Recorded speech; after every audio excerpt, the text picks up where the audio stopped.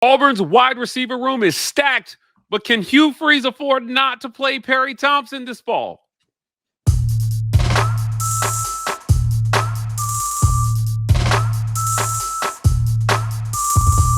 Welcome on in to the Auburn Express, powered by the World Report. I'm your host, Mike G, and thank you so much for giving us a listen. Today, we're talking Auburn football, specifically wide receivers. In the second half, we're going to talk a little bit about money in college football. Joining me is my good friend Kyle Rush from the Barn. Kyle, you and I have not had a chance to talk about A-Day, or the version of A-Day that we got, which was pretty much practice. But albeit, we got to see some skeleton drill. We got to see a little bit of team stuff.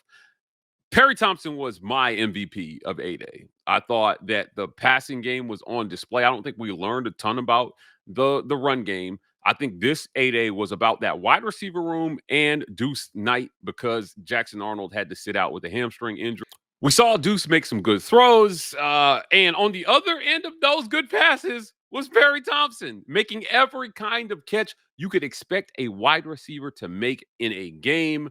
Eric Singleton was on the list of players that didn't play. Your initial reaction, my friend, to Perry Thompson and the clinic he put on Saturday? Boy, it was. I want to say the term that I want to go for. I think it was relieving. I think that everybody's been sort of nervous about the Perry Thompson deal in general. And I think even during practice, you wonder, is Sam Turner possibly going to have a chance to beat him out for maybe that fourth or fifth wide receiver? And then he comes out and just completely balls out, beast on everybody, diving catches, 50-50 balls, catches in traffic. I don't know if Eric Singleton getting dinged up at the beginning of the practice and sitting out, I don't know if that afforded him more reps than usual, and he got those opportunities, but he definitely made the most of them. He looked like the Perry Thompson that he looked like the guy that we expected him to be. He looked like the guy that we maybe even thought he could possibly be last year. He just looked really good. He was definitely the MVP. Yeah, it's a reminder that he was a top 30 overall recruit in the country. Now, Cam, and rightfully so, Cam got a lot of the attention. He proved himself to be one of the best wide receivers in all of college football last year. But Perry Thompson was really just a victim of a crowded wide receiver room. I don't think that anyone would argue that Keandre Lambert Smith wasn't the better receiver last year. As a matter of fact, he came very close to being the first Auburn receiver to break 1,000 yards in over 2 decades. But Perry, to me, is such an important piece to where Hugh Freeze wants to take this football team, because I'm going to take you to not this past SEC tournament, but the one before, where Auburn won the SEC tournament in basketball. I got Hugh Freeze on the court, asked him, say, hey, when can Auburn fans expect to celebrate your next SEC championship? And he said, I need 2 more recruiting classes. You got to do this thing from high school, Mike. The portal is great for some stopgap fix stuff, but high school is still the way to do it. Well, Perry Thompson is one of the highest rated recruits you've gotten from high school and at that position at Auburn in a very, very long time. So how do you keep him off the field in the fall if, you truly believe the way to do it is from high school? Well, I'm going to ask you a question right back. Who do you take off the field to put him on? He hasn't shown. Hugh has not shown a hesitancy to play young guys if they can help him win. Just look at the defensive side of the ball. And then obviously this, Cam last year, Malcolm Simmons, when they felt comfortable with him in the playbook. Hugh said it. He kind of talked about the scenario in the press conference. He said, hey, look, even insert great wide receiver for me at Ole Miss, they had to take a year to kind of get acclimated. Perry was a later enrollee, and Foley High School is a great program and has history. But when he was there, he was the guy. They didn't ask him to do a lot of complicated things. It was just get this dude the ball and he's going to go score. Maybe we could have done that a little bit more last year, but I mean, I would ask you, who do you take off the field? That's the crazy thing. This room is stacked, absolutely stacked. I think that the thing I keep reminding fans, Kyle, is that if you're going to recruit at this level, high level recruiting is going to mean high level attrition every single year. Sure, And now that the players have more control over where they can go than they've ever had before, not only the money piece, but the portal, the transfer piece. We'll talk about the money after the break, but certainly not having to sit out a year and go to another Division 1 program is advantage player. for Uh, sure. but I just think that Perry Thompson cannot be a casualty of this. The way kind of I think Walker White was, right? Highly recruited kid. He worked his way into the top 50, recruited hard for Auburn, loved Auburn, but ultimately you were you I get you he couldn't find there was no path to playing time for Walker. He didn't pick it up as fast as I think they thought he was going to pick things up and you got to win now, right? Yeah. So it was bringing new players in from the portal constantly. You just got to get to a place where you have a natural succession of the guys that you're recruiting and developing from high school taking over from the guys who are aging out of the program either through the draft or just or graduating. And that's the way I see it. So if you're Perry Thompson, you've had Perry in your system for a year. Look, he should know the playbook. Kyle, he should know the playbook. Yeah. There should be nothing knowledge-wise about this system that's going to keep him off the field. It's just a matter of whether he's practicing at a high level and showing you the things that you need to see. But that takes me to my next part of this is if he's going to play on the outside, do you find if you're Hugh Freeze, do you find more creative ways to get him in? Do we finally see more 11 and 10 personnel in Hugh Freeze's system rather than the 12 kind of the safety net 12 personnel we've been seeing the first 2 years? Well, I mean, you don't really have an option. You don't really have the personnel to run the 12 person, the 12 you have the talent on the outside. I would say you look at the tight end room and maybe running back room is probably the two biggest question marks going into the season. So if you're going to lean on your wide receivers, I think you want to have as many out there on the field at one time as you possibly can. And I think that's how you get him more snaps because he's honestly, I mean, I guess they can move him anywhere on the field, but he's kind of playing behind Cam right now. And if that's the case, I mean, obviously Cam's not going to come off the field very much. So you got to figure out other ways. I've been hoping and wishing that Perry could be that big slot. I'm almost like that Evan Ingram, call it a tight end, call it whatever you want to call it, but I wish that he could be that guy to go eat up over the middle. I think he's got the physicality and the maybe the guts to go get it over the middle. Mm. But regardless, like you said, you got to get more. If you're gonna tout this wide receiver room, you got to put them all out on the field. You got to get as many on the field as you can, and that'll afford more snaps, more plays, and hopefully more opportunities for these guys to make plays. Yeah, look, the early reports are that they are forming quite the chemistry with Jackson Arnold. Yeah. Now, it was reported that Jackson Arnold opted out of the Manning passing camp Yep. uh, to spend more time with his guys, which I love. Great leadership piece from Jackson Arnold. As a matter of fact, if I'm Hugh Freeze, I love this. I feel so good about my decision to bring Jackson Arnold into this program, knowing that he understands like not that the Manning passing camp would have been a waste of time, but Sure. what does teammates gain from that from him going to that?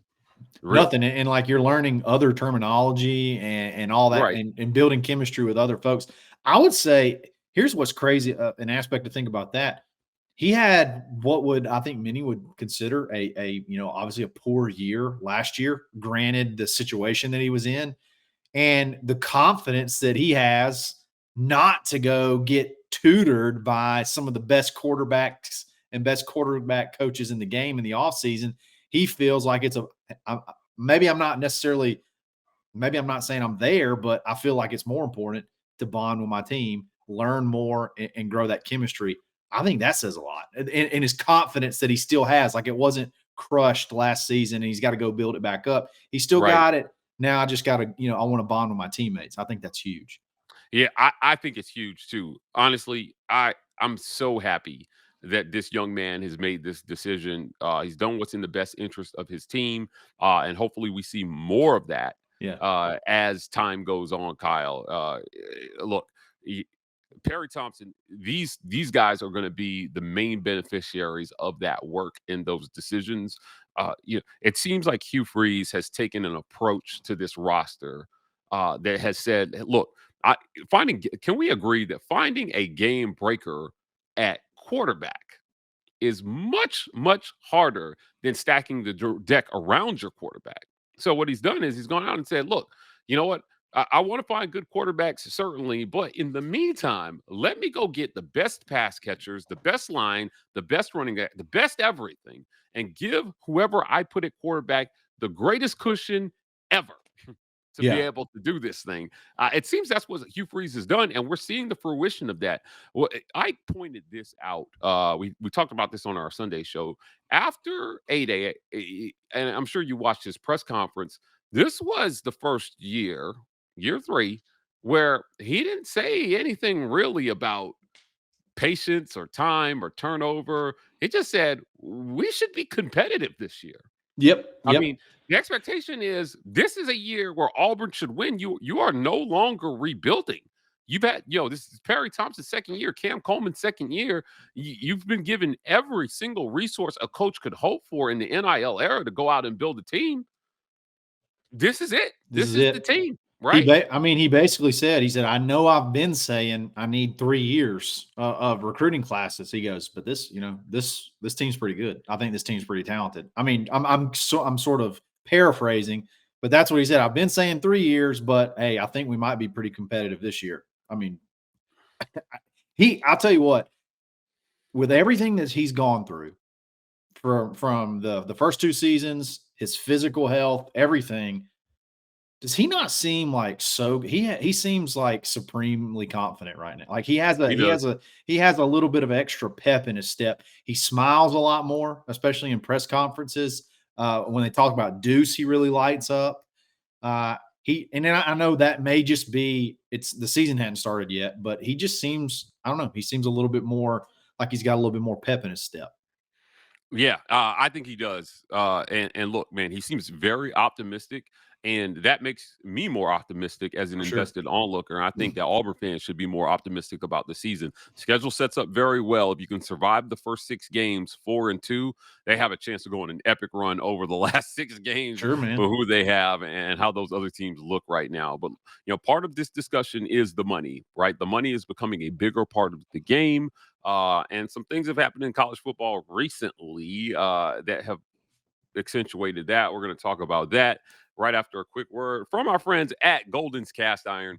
Visit goldenscastiron.com/WR and use code Get Your Weight Up for 15% off your weights and code TWR for $65 off fire pits and Kamado grills. Spring is here. You want to be outside with your family, making memories and making good food while staying in shape. Golden's Cast Iron has you covered on every front. Workout, grill out, chill out with Golden's Cast Iron. We appreciate them for sponsoring the segment. Also, our friends at the Rogue Shop. Visit rogueshop.com. Use code REPORT to get 15% off your Rogue Shop order. Stay cool, calm, and collected this spring with the Rogue Shop. They've got everything there, whether it's pain, sleep, stress, anxiety, whatever ails you in life, the Rogue Shop has something that has you covered. And also, visit our friends at the Vibe Vault. Look good while you're doing all of it. If you're in the Phoenix City, Columbus area, or if you're in the Auburn, Opelika area, you don't mind making the 20-minute drive down, visit our friends at the Vibe Vault. My guy, Steve Watkins, is over there serving the community by keeping us all looking fresh. I'm going to see him tomorrow, Kyle, to get my lineup straight. You should go see him too.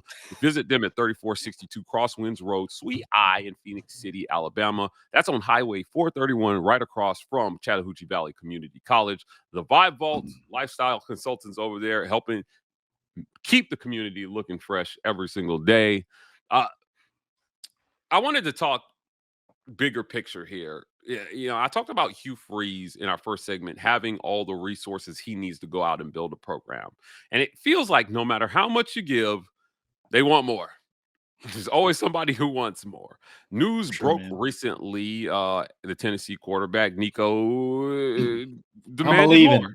I'm a leaving. How about that? And, he got given his walking papers. Now, you and I, we talk ball all the time.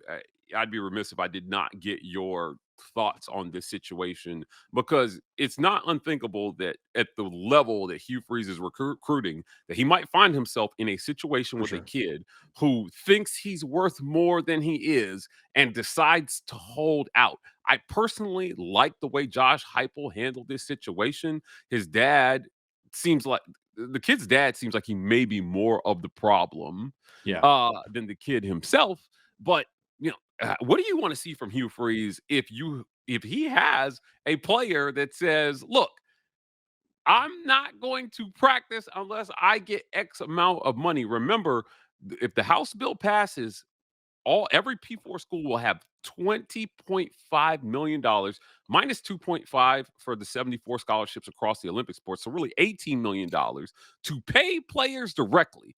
Like I know football is going to get the lion's share of that money at most schools. Right. And that means that players are going to be making their demands, and colleges are going to have GMs managing what is a cap A salary to cap, man. say, this is what we want to give you directly. What do you want to hear? What do you want to see from Hugh Freeze if a kid thinks he's worth more than this? Do you want to see the college go into negotiations at a high level? But or do you, I don't I personally don't think you should be held hostage No. by a player.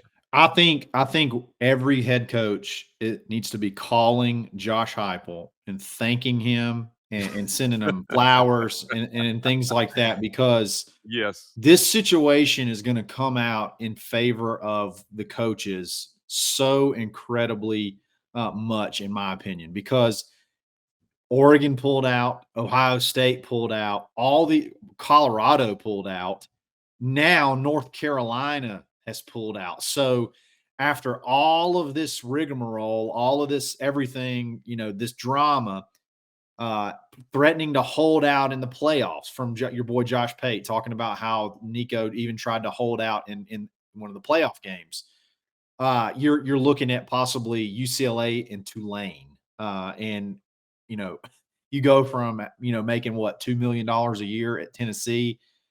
You're probably going to take a pay cut. Nico's probably going to take a pay cut because Josh Heupel had the guts to stand up and say no. And I think that's gonna send a little shot across the bow to everybody else that may be thinking that same thing. That hey, if this word gets out about you, not only could your school send you the walking papers, there's going to be a lot of schools that are going to say no hands, hands off. Like we're not fooling with you because clearly your character is on display here. I honestly I think this could not have worked out better for honestly maybe everybody except for Nico and Yeah. his dad, Big As the Nick.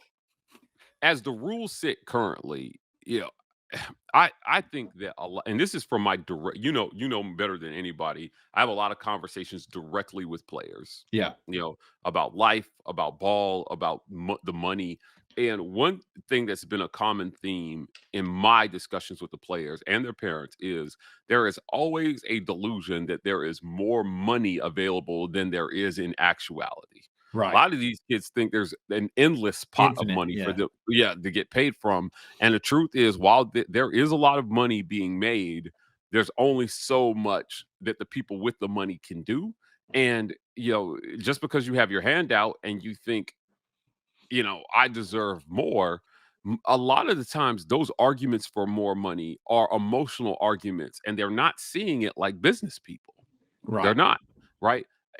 So this is what I like about this House bill is it puts a cap on the spending directly. Now, you'll have schools that will find creative ways to maybe continue to fund through their collectives, but I do locked on UCF. UCF has they're dissolving their collective, the Kingdom, into their competitive success fund, which is Yeah. their new NIL structure. And they're going to you have to it has to stop somewhere, And right?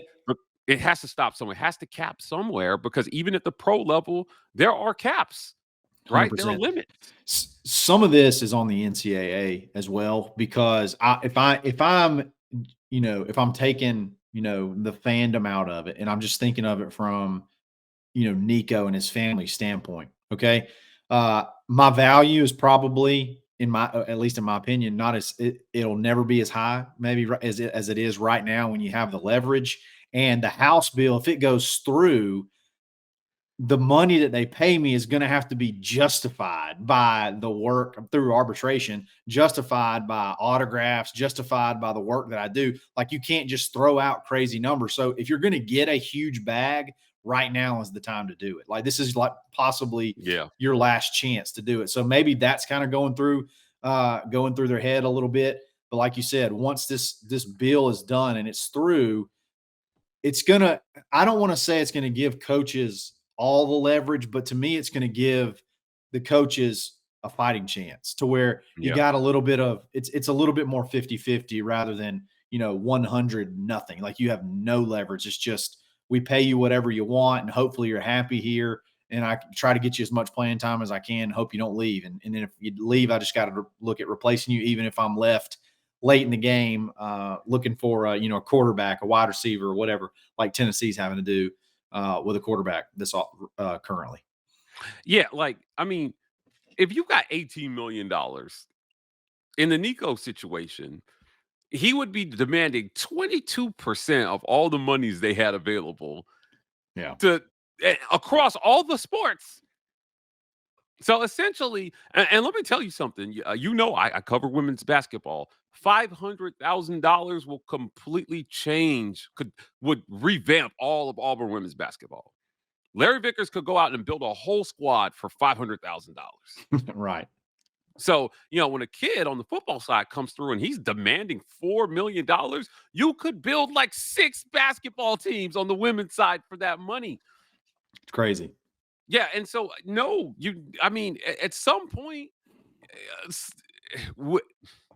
Janai Broome got what was reported. Nobody knows the exact number, but speculation has been out there that it was in the 7 figures, and it was the largest single NIL deal any Auburn athlete has ever gotten.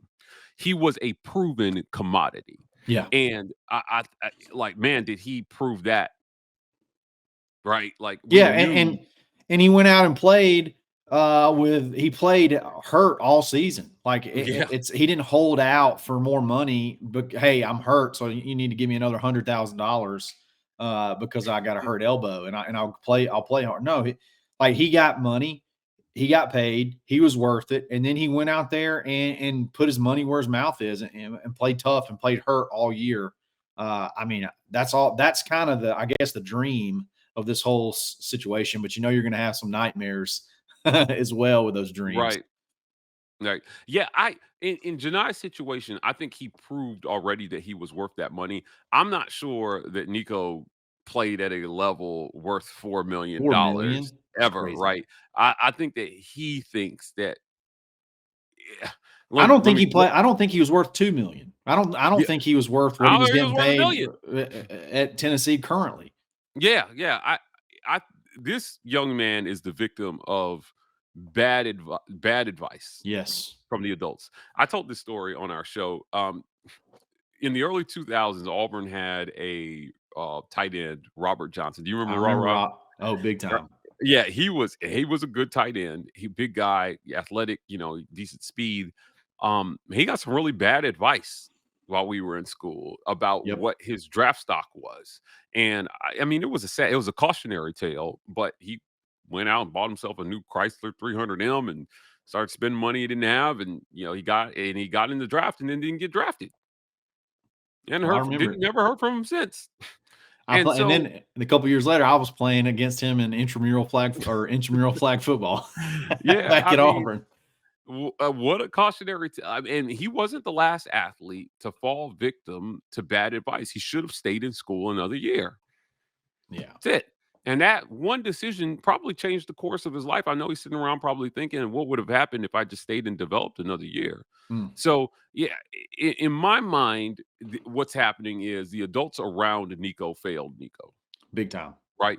Because you thought you had more leverage than he had in actuality, and Josh Heupel called your bluff. This happens at the pro level all the time, where actual stars ball out at a Yep. higher level than what Nico did, and organizations stand their ground and say, "Look, man, our policy is we don't pay that. So if you want to go, if you think you're going to get more out there, go find it." And a lot of times, it's not a ton of times where we see those guys go to other teams and change their world. They Exactly. usually bomb out. Exactly. So Exactly. I think he got really bad advice. Terrible advice. It couldn't have been. It couldn't have been any worse. And now he's Mm. going to play. Now he's going to have to go battle with TJ Finley at Tulane. He's going to have. That's probably going to where he's going to end up is Tulane, which would be hilarious. He probably won't, but that would be funny. If you're Coach Hugh Freeze, I am speaking to you directly now. Do not let any player hold Auburn football No, hostage over no. money. I think the players deserve to be paid, Kyle. But I'll forgive you. yeah, but Big when time. you're already in the seven figures, Get right? out of here with And that. if you think you're worth that, then you probably know that you're going to go on and have a fairly successful career at the next level where you will get paid exponentially more. For sure. Right? There's 100%. no reason to hold a college over the barrel now, like it's going to be the last day you ever played football. I get it. Get your money, get as much as you can now. After you hit the seven figures, I don't have. There's not a lot of sympathy I have for a guy who's already getting paid like 2-something million, not Exactly. getting that extra 1.5. Give me a break. Send them And if packing. if you're holding out over that, right? That is a selfish decision that not only affects you, it affects your teammates, it affects your entire team. You are the quarterback. Mm. I think Heupel made the This right late in the game, decision. man, messed up. Just messed Yeah, up. yeah. I hope Hugh Freeze takes the same approach. And I'm with you. I think every coach should be thanking Josh Heupel for making the decision that he made, because he laid the foundation, gave you the blueprint to say you can walk away from a player that Get does Nico'd. this. You mess around, you're gonna get Nico'd. It's gonna be a Are we meme making it now. a verb now? Oh yeah, yeah, for Make it sure. a verb. Great conversation, my friend. I want to thank you for joining me today. As always, before we get out of here, tell people where they can find you. Absolutely. Go subscribe to thebarnauburn.com. We're there every single day hanging out. You get your team news. Zach's keeps us up to date on team news. We got recruiting updates, game threads, a lot of great conversation. And then you get a chance to join my show, the Top Button Podcast, on Fridays when we do Friendship Friday. So give it a shot. Guys, thank you so much for giving us a listen today. If you want more content like this, please hit like and subscribe. We are the War Report on every social media platform, TW Report on TikTok. We're signing off, and as always, Warrior.